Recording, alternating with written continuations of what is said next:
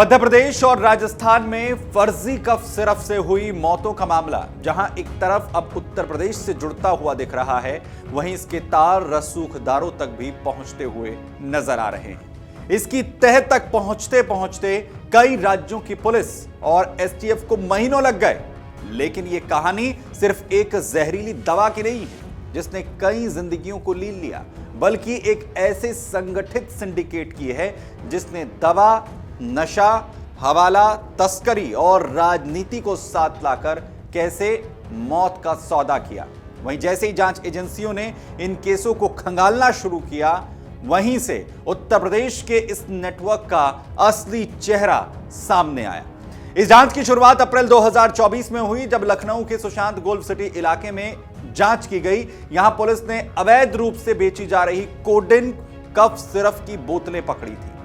यह दवा सिर्फ डॉक्टर्स के प्रिस्क्रिप्शन पर ही मिल सकती है, लेकिन यहां यह खुलेआम बेची जा रही थी। शुरुआत में लगा कि यह एक कोई छोटा मोटा सिंडिकेट होगा, लेकिन जैसे जैसे इसमें शामिल लोगों से पूछताछ शुरू हुई, पूरा मामला कई जिलों और राज्यों तक फैला हुआ नजर आया। समय बीतने के साथ इस रैकेट की जो गहराई है, जो इसके फैलने की स्थिति है, वो इतनी बड़ी मिली कि एसटीएफ को मामले में कई टीमें बनाकर इसकी जांच आगे बढ़ानी पड़ी। जांच के केंद्र में सबसे पहले जिस नाम ने पुलिस को चौंकाया वो था शुभम जायसवाल का।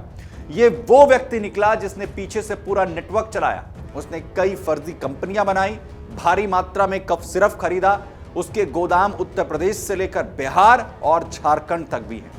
सिरप की सप्लाई नेपाल और बांग्लादेश तक की जाती थी, क्योंकि वहां इसकी कई गुना कीमत बढ़ जाती थी। जितनी बोतल भारत में 1000 या 1200 रुपए में बिकती थी, वहीं विदेशी बाजार में यह कई गुना दाम पर बेची जाती थी। इसी अंतर ने इस रैकेट को और भी ज्यादा फायदे का धंधा बना दिया। शुभम की पकड़ इतनी मजबूत थी कि जैसे ही पुलिस ने छापेमारी शुरू की, वो देश छोड़कर दुबई भाग गया और वहीं से पैसे को हवाला के जरिए भारत में लाने का खेल लगातार वो चलाता रहा। दूसरा बड़ा नाम सामने आया अमित सिंह टाटा का। ये शुभम के साथ मिलकर पूरे वित्तीय तंत्र को संभालता था। एसटीएफ ने जब इसके बैंक खातों को जांच की तो 100 करोड़ से ज्यादा की रकम का लेन देन इसका सामने आया है। इसके नाम पर 2 मेडिकल फर्में चलती थी, लेकिन असल में शुभम के हाथ में ही पूरा कंट्रोल था। यह बात खुद अमित ने पूछताछ में स्वीकार की।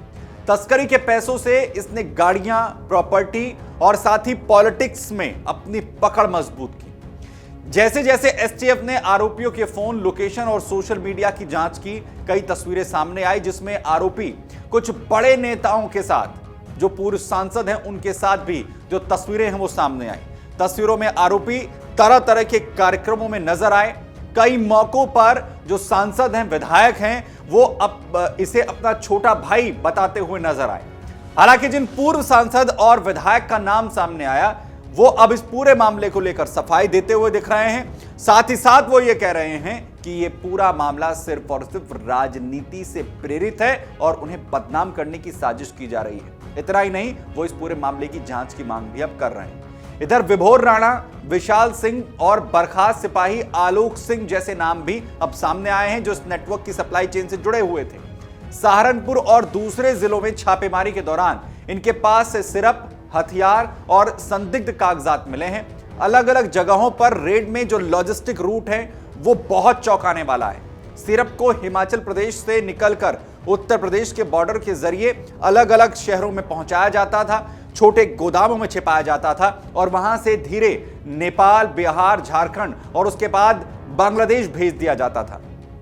इस दौरान नकली बिल बनाए जाते थे, फर्जी कंपनियां, शेल कंपनियां दिखाई जाती थी और हवाला एजेंट सब मिलकर अपनी भूमिका निभाते थे। इस पूरे सिंडिकेट का जो आकार है वो इतना बड़ा है कि इसकी एक झलक जौनपुर में तब मिली जब 18 लाख बोतलें एक ही जगह से मिली। यह आंकड़ा इतना बड़ा था कि स्थानीय पुलिस को 3 जिलों की फोर्स को बुलाना पड़ा। कुल मिलाकर एसटीएफ का अनुमान यह है कि यह नेटवर्क तकरीबन 200 करोड़ रुपए से ज्यादा का कारोबार कर चुका है। इतना पैसा सिर्फ इलाके में पकड़ बनाने, लोगों को जोड़ने और सिस्टम को प्रभावित करने के लिए नहीं था, बल्कि स्थानीय चुनाव में भी इस्तेमाल होने की आशंका अब इस पर जताई जा रही है। एसटीएफ इस बात की भी जांच कर रही है कि क्या इस रैकेट का इस्तेमाल आने वाले पंचायत या ब्लॉक स्तर के चुनावों के लिए फंडिंग जुटाने में भी किया गया।